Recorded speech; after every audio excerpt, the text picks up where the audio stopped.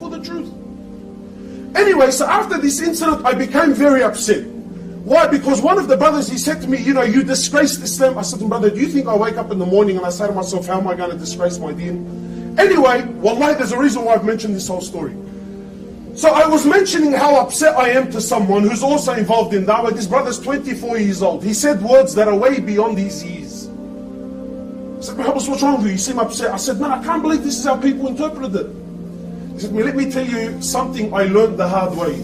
Please, my brothers, this is advice for yourself in your own life.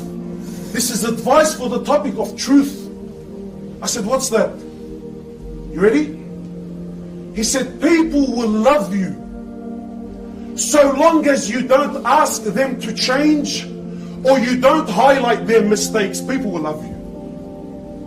But as soon as you ask someone to change, as soon as you highlight the mistake in someone, what happens? What happens? We naturally, our nafs doesn't like it. Yeah?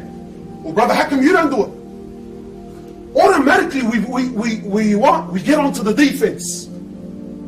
We try to change the topic, even though what the brother said is right. I really am in the wrong. And that's what I love about the Aussies, because they have this expression, Habib, and it's a typical Aussie, call a spade, and don't call it a big spoon. Akhi, a spade, it's a spade. Don't call it a big spoon. Like, why you? It's a spade, it's a spade. Nah, but you need to understand. But the way it was, well, it's a spade. Don't fool yourself and try to call it a big spoon. It is what it is, it's a spade. So my brothers, you standing for the haq, don't think it's always a glamorous role. Don't think it's always a glamorous role. I'll give you a very good example that also happened in my life. Very soon the month of Ramadan is coming. So brace yourselves for the moon for the moon sighting wars are coming with it, This is haq and this is batil and and the whole movies, And it's a big thing. In truth, it's sad. It tears our community apart, yes or no? It does.